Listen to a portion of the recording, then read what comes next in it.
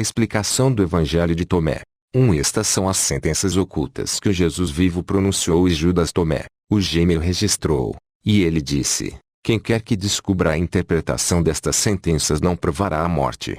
A morte aqui é espiritual, ou seja, a segunda morte eterna. 2 Jesus disse que aquele que procura não deixe de procurar até que encontre. Quando encontrar, ficará perturbado. Quando estiver perturbado, ficará maravilhado e dominará tudo. Não deixar de procurar é não desistir de entender a palavra de Deus. Quando encontrar, ficar maravilhado é saber que tudo foi profetizado no começo nas Escrituras quando as interpretamos como uma parábola ou sonho para descobrir suas profecias ocultas, tendo dessa forma uma prova absoluta de Deus maior do que se vermos com nossos próprios olhos, pois envolve um entendimento lógico.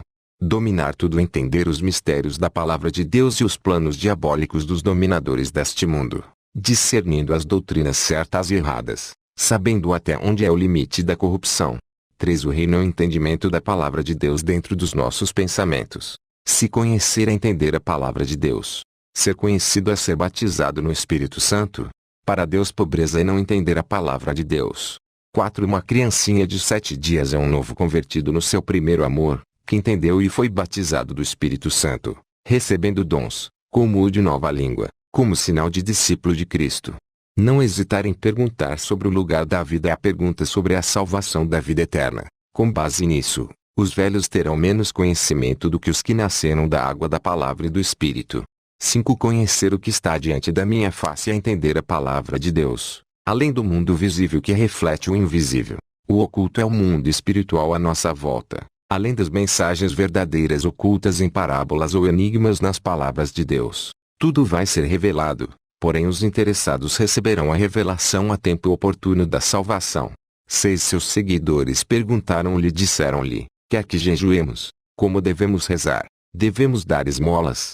Que tipo de alimentação devemos observar? Jesus disse: não devem mentir e não devem fazer o que odeiam, porque todas as coisas são desvendadas diante do céu. Pois nada é oculto que não seja revelado, e nada há encoberto que permaneça velado. O jejum, regulamentação sobre comidas e outras ordenanças foram só para o país de Israel no Velho Testamento, servindo como figuras para a pregação do Evangelho pelo mundo, pois os israelitas não tinham o Evangelho de Cristo para praticar nas ruas. Essas práticas litúrgicas não se encaixam no dinamismo do Evangelho, pois ficar um dia inteiro em jejum parado é inútil, tendo a arma na mão. Então, chegaram ao pé dele os discípulos de João, dizendo: por que jejuamos nós e os fariseus muitas vezes, e os teus discípulos não jejuam? E disse-lhes Jesus: podem porventura andar tristes os filhos das bodas, enquanto o esposo está com eles? Dias, porém, virão, em que lhes será tirado o esposo, e então jejuarão. Mt 9 2.14 e 15. Quem faz essas cerimônias litúrgicas é porque Cristo foi tirado deles, mas quem não faz é porque não vê outra coisa mais importante que pregar a palavra nas ruas. E para isso tem que estar bem alimentado, tanto no corpo quanto no entendimento de Cristo, que é a palavra eterna em nós, que não nos foi tirada para termos que jejuar, como no Velho Testamento, que não tinha a luz da palavra. E Jesus, chamando seus discípulos, disse: tenho compaixão da multidão, porque já está comigo há 3 dias, e não tenho o que comer, e não quero despedi-la em jejum, para que não desfaleça no caminho. Mt 15:32. 7. O leão é o homem rico ou forte. O ser humano comer o leão é o pregador pregar o Evangelho. Se o pregador fizer ele entender, ele se humanizará, repartindo os bens. O tolo que o leão come é o falso pastor que entra no caminho dos ricos políticos ou empresários, para servir ao Deus Mamon, fazendo eles pensarem que são mais poderosos ainda. 8. O pescador sábio é o homem que busca entendimento e salvação para a sua alma. Lançar a sua rede ao mar é lançar o seu entendimento para discernir as doutrinas ou as obras literárias. Os pequenos peixes são as doutrinas, livros e religiões.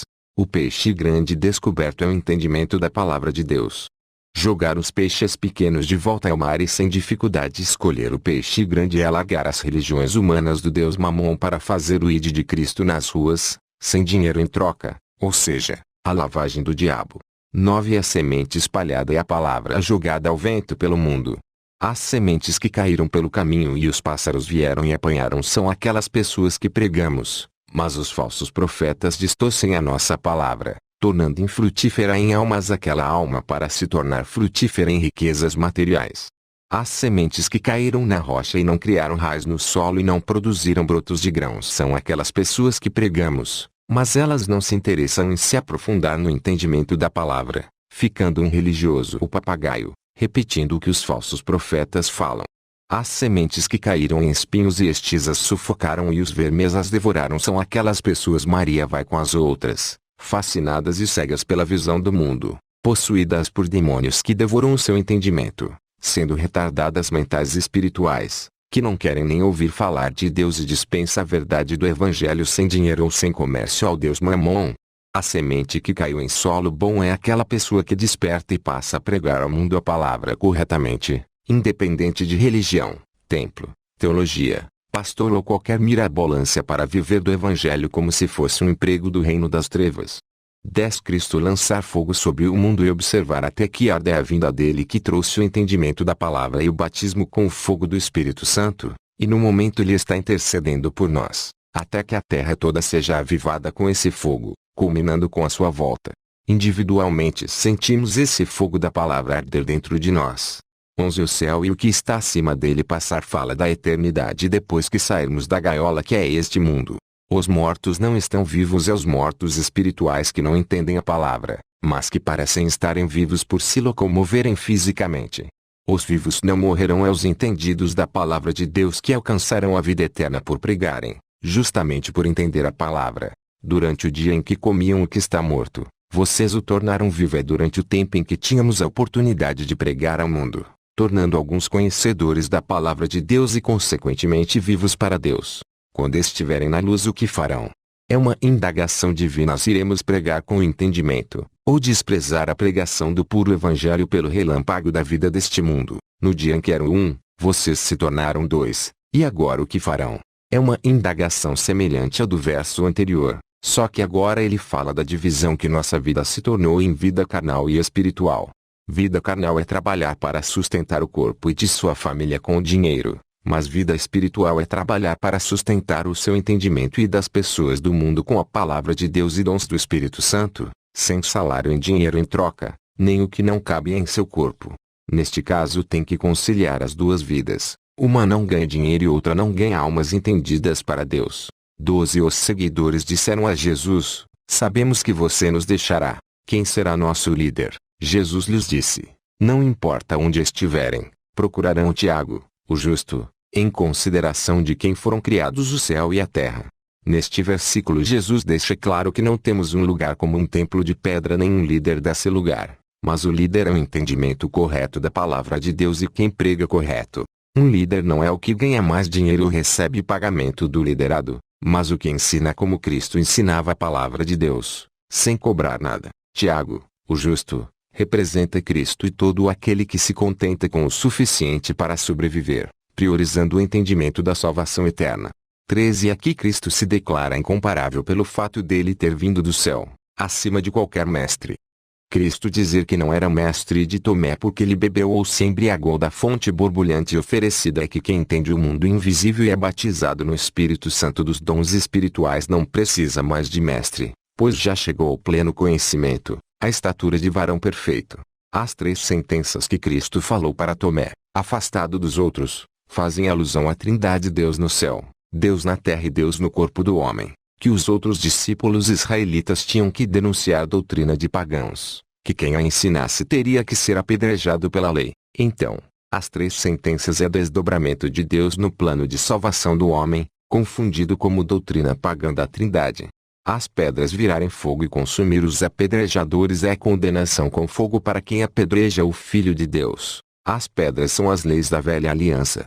As pedras virarem fogo para consumir os adversários é as leis tomarem sentido espiritual depois da ressurreição de Cristo, como por exemplo, a lei do apedrejamento se tornou a lei de Cristo de pregação ao mundo contra o pecado.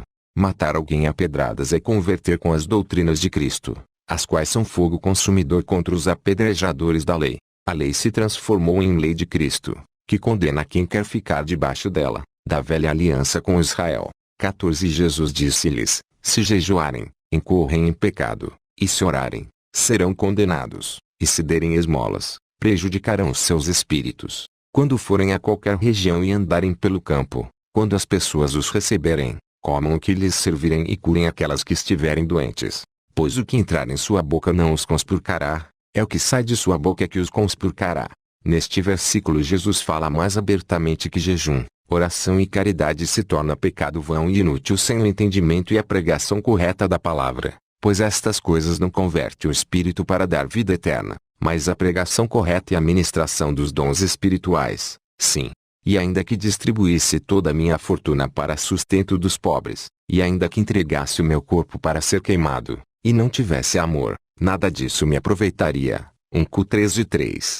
Comer de tudo o que as pessoas que nos recebem servem, sem o preconceito da lei de Moisés de alimentos impuros, é não cometer o erro de não dar atenção ao que o outro fala, que não está de acordo com a nossa opinião, mas dialogar com mansidão e respeito, sem dar as costas, ou sem tapar os ouvidos, mesmo que seja uma grave heresia, pois o debate franco de ideias, com respeito, mas sem omitir a verdade, é um sacrifício agradável a Deus. O culto racional, com base nisso, não é o que ouvimos que nos contamina, mas o que pregamos e achamos certo. As velhas opiniões formadas de quase tudo, sem o novo entendimento revelado por Cristo.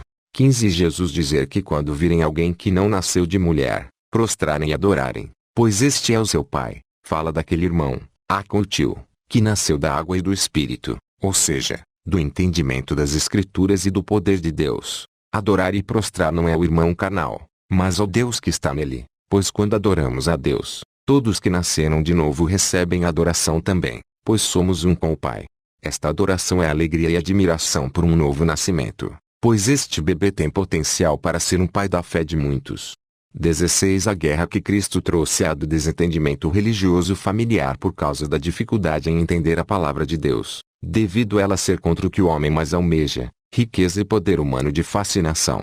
17 O que Jesus deu que nenhum olho viu, o que o ouvido não ouviu e que não manifestou no coração do homem é a revelação dos enigmas da palavra de Deus que provam a existência e o poder de Deus de revelar e fazer acontecer no futuro, além da experimentação dos poderes dos dons espirituais sobre demônios e doenças para quem crer. 18 Os seguidores de Jesus perguntaram sobre o fim deles, mas Jesus disse que o fim deles será como o começo. Se eles nasceram da carne e permanecerem na carne se perderá, mas se nasceram do Espírito e permaneceram nele, viverá. Então Cristo, a palavra viva, é o princípio e o fim. Quem está nele já está no fim, ou seja, na vida eterna pela fé criada do